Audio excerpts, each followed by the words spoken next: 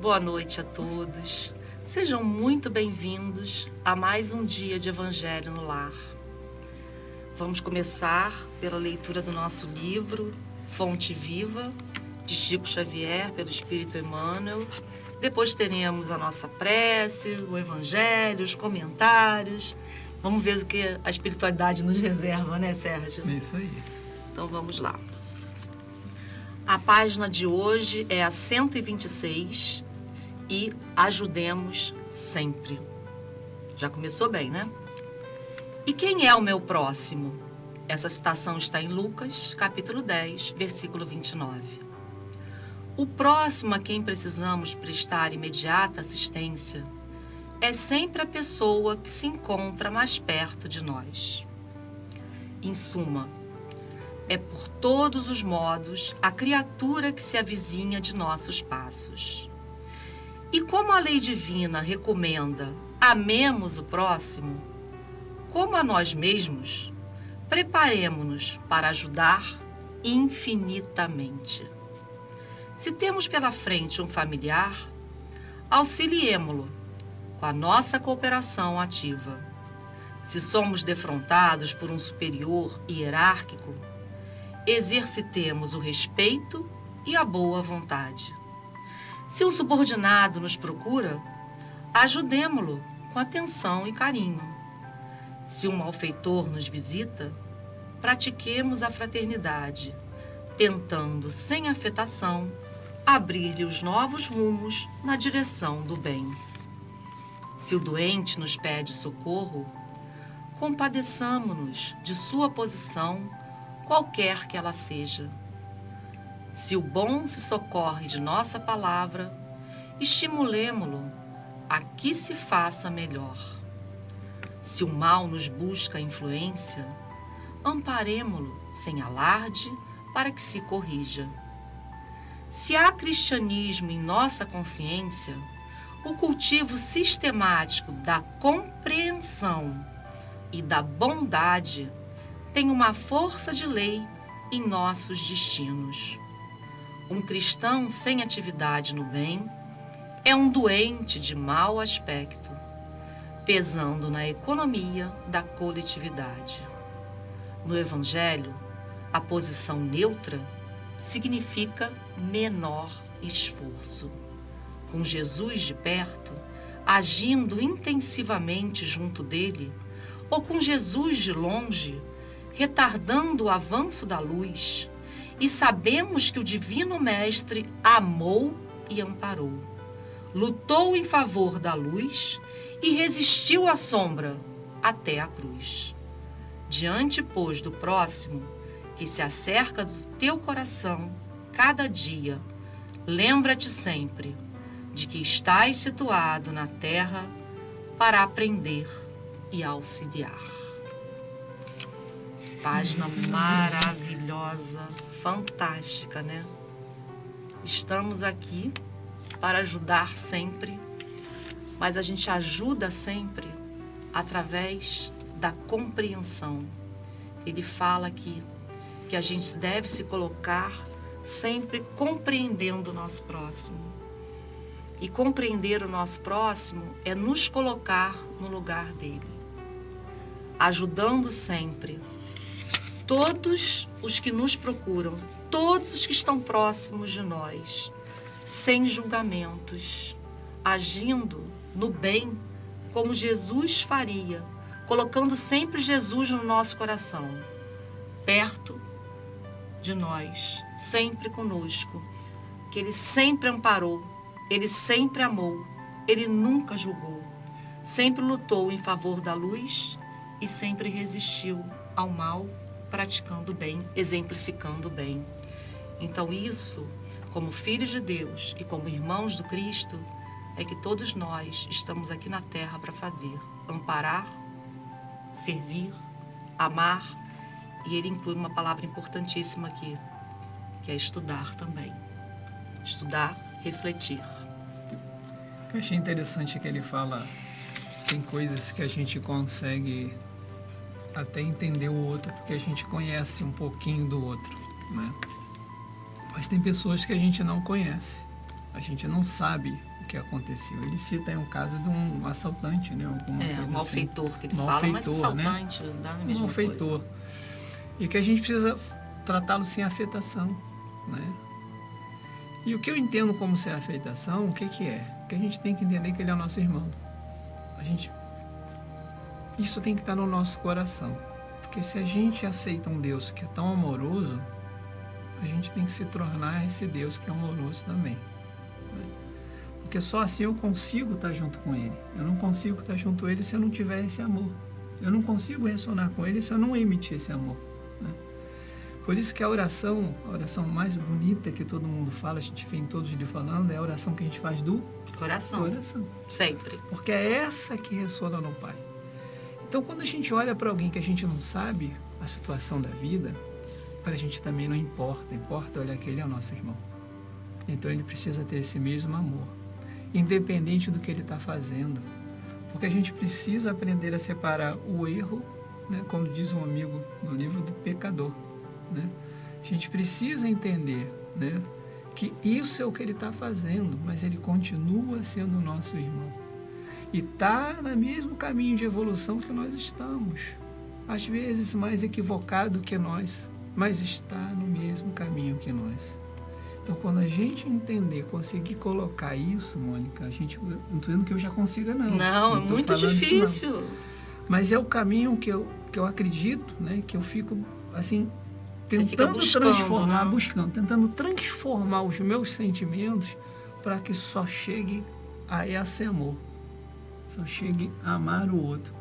Que é o objetivo final de todos nós. Né?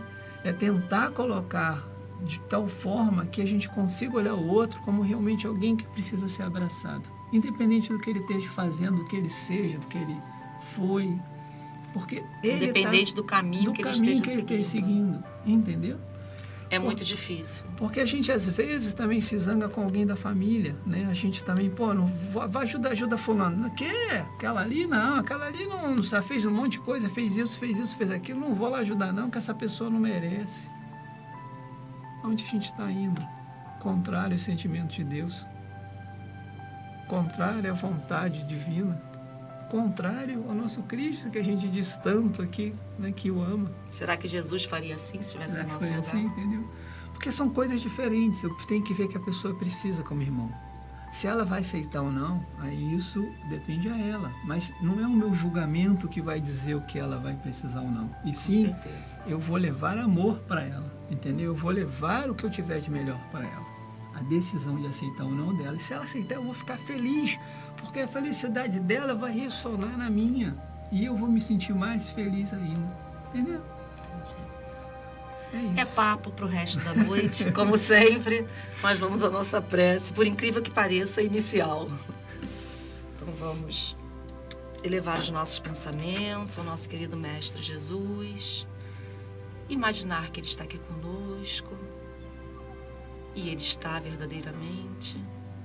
Querido Jesus, Mestre amado, obrigada por estarmos aqui, unidos em coração, em sentimentos, em pensamentos.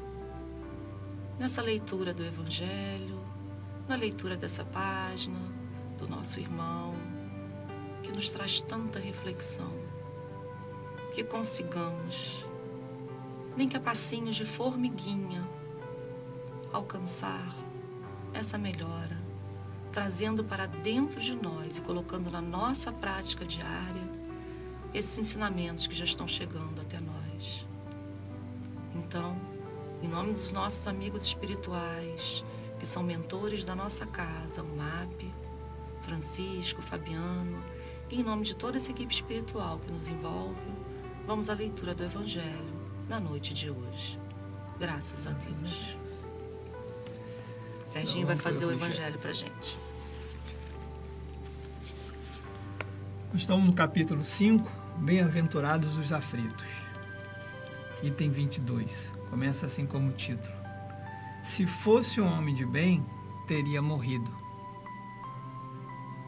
Acabamos de falar. Falando de um homem mau que escapa de um perigo, costumamos dizer: se fosse um homem bom, teria morrido. Pois bem, assim falando, dizeis uma verdade, pois, com efeito, muito a miúde sucede dar Deus a um espírito de progresso ainda incipiente, prova mais longa, do que a um bom que, por prêmio de seu mérito, receberá a graça de ter tão curta quanto possível a sua aprovação. Por conseguinte, quanto vos utilizais daquele axioma, não suspeiteis de que proferis uma blasfêmia. Se morre um homem de bem, cujo vizinho é mau homem, logo observais, antes fosse este. Anunciais uma enormidade, porquanto aquele que parte conclui sua tarefa, e o que fica talvez não haja principiado a sua. Por quê? Então, havereis de querer que ao mal faltasse tempo para terminá-la, e que o outro permanece preso à greva terrestre. Que direis de um prisioneiro que cumpriu a sentença contra ele pronunciada, fosse conservado em cárcere, ao mesmo tempo que restituíssem a liberdade um que a esta não tivesse direito? Ficais sabendo que a verdadeira liberdade para o espírito consiste no rompimento dos laços que o prende ao corpo e que, enquanto vos achardes na terra, estareis em cativeiro. Tem muita coisa para se refletir aqui, né? É verdade. Ô, Serginho, você estava lendo e eu estava pensando. Nós temos o conhecimento da vida espiritual, né? Que a gente sabe que a vida continua, com certeza. Mas a gente se esquece muitas vezes que a verdadeira vida é a vida espiritual. É a vida que a gente segue depois do nosso desencarne, né? Então, a gente acha que é um castigo desencarnar e que é um prêmio ficar aqui na Terra. Aqui na Terra. A gente esquece que a Terra é uma escola, é um hospital, é um local que a gente vem para provar se a gente aprendeu, para prova, né? Prova e expiação. A gente vem para ver se a gente aprendeu o que a gente estudou na nossa verdadeira vida, na nossa verdadeira casa, que é a pátria espiritual. Então, a gente realmente tem sempre esse costume, né? De pensar assim, se fosse um homem de bem, teria morrido. Antes morresse o malfeitor. Mas a gente esquece que, na maioria das vezes, voltar para casa é um prêmio. É difícil, mas a gente esquece disso. A gente não aprendeu isso ainda. Não aprendeu isso ainda, né? Que a gente vem aqui só para solidificar algumas coisas que ficaram ainda pendentes também, né? Porque, às vezes, Mônica, a gente fomos irmãos, mas não se entendemos na outra vida. Por algum motivo, criamos um laço de não amor, né, entre nós dois. Então, quando a gente retorna, né, de novo, não vamos vir separados. Vamos vir com esse mesmo laço, porque o amor é que persevera. E o amor é o objetivo final de todos os espíritos aqui na Terra. Então, a gente vem novamente para tentar nos entendermos, né? Então, como a gente entende bem a reencarnação e isso, é importante que a gente entenda que realmente essa saída, né, é uma saída necessária, porque há um processo, né, há um entendimento da nossa reencarnação, há um planejamento da nossa reencarnação. Ela não é feita à toa, ela é feita com um objetivo de quê? De que a gente consiga, durante aquele tempo, sanar as nossas dificuldades em relação ao amor. As nossas necessidades, né, de evolução. Porque sem elas a gente não vai continuar no sofrimento, na dor. Porque a gente vai estar contrário, né, ao que a gente foi destinado. Não vamos estar ressonando com essa centelha que está dentro do nosso ser, né? Lembrando que Deus é só amor e Ele não nos fez para sofrer. A gente acha que vem para a Terra para sofrer, para expiar os sofrimentos. Não. Deus nos ama profundamente e quer a nossa felicidade. Então, nós viemos aqui para ser feliz. Se a gente está com algum tipo de dor, né? É porque nós necessitamos dessa dor para a gente aprender o caminho de ressonar, né? Ressoar com esse amor de Deus. Eu acho que nem que a gente precise. É que a gente não conseguimos aprender um caminho diferente. Porque em todo lugar diz que se a gente tem amor, a gente remove uma multidão de pecados, vamos dizer assim, né? A gente faz o bem. Então, se a gente conseguir trazer para cá, né? Para esse plano, né? Essa vontade de se modificar, de se transformar, muitas das coisas que a gente deveria passar ou realmente sentir sofrimento, a gente não vai sentir. Uma delas é essa questão do desencarne. A gente está falando aqui de um para o outro, mas imagine a pessoa que é parente, que é um esposo, que é uma esposa, ou que é um filho de alguém que desencarnou. É muito difícil, como eu falei. Difícil. É uma prova muito difícil para essa pessoa, né? E ela conseguir entender, né? Ter isso no coração, que Deus é só amor, que aquilo estava no planejamento reencarnatório, que foi o melhor para aquela pessoa. E passar sem revolta, né, Sem revolta. E entender que chegou na hora, que aquilo era o melhor para ela, é muito difícil. A gente tem que ter uma fé muito grande. Com certeza. A gente tem que crescer muito nessa fé. E quando a gente consegue ter isso, a gente começa a ter alívio. Não é que a gente não vai ter tristeza, né? Mas a gente não vai ter sofrimento. Não tem a gente como, não vai né? ter Festejar, saudade, né? Não vai festejar. Não é que a gente não vai ter saudade, entendeu? Mas o entendimento disso também é um crescimento para a gente, né? Assim, colocando que aquilo foi o melhor, né? Que aquilo é o que estava planejado, é o que foi melhor para o meu filho, o que foi melhor para a minha esposa, o que foi melhor, entendeu?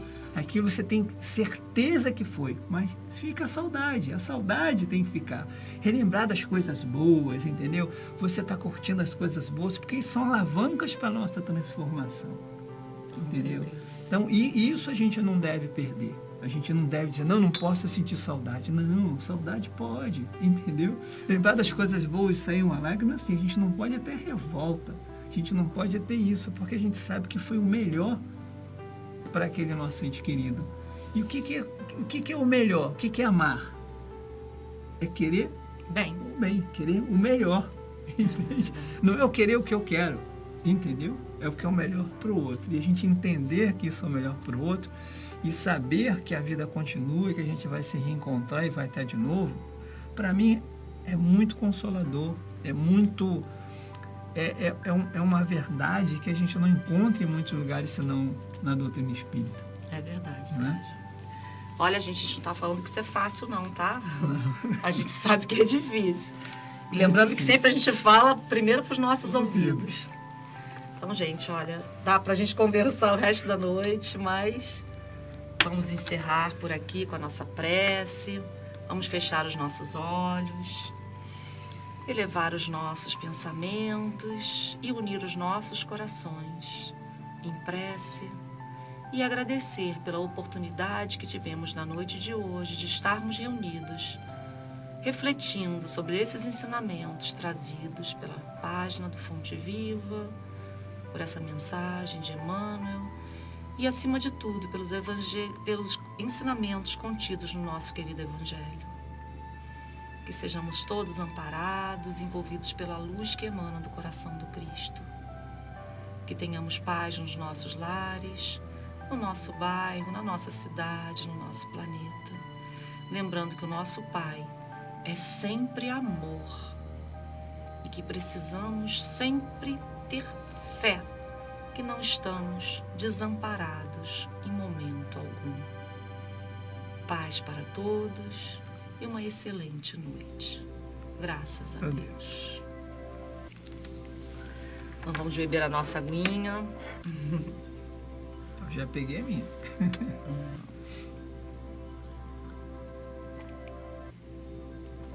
Todo o remedinho necessário para a gente aqui. E aconselho a todos, façam o Evangelho no lar. É uma bênção que a gente não pode abrir mão. Façam o Evangelho no lar. Muita luz para todos. Paz e bem. Paz e luz, paz, muita paz.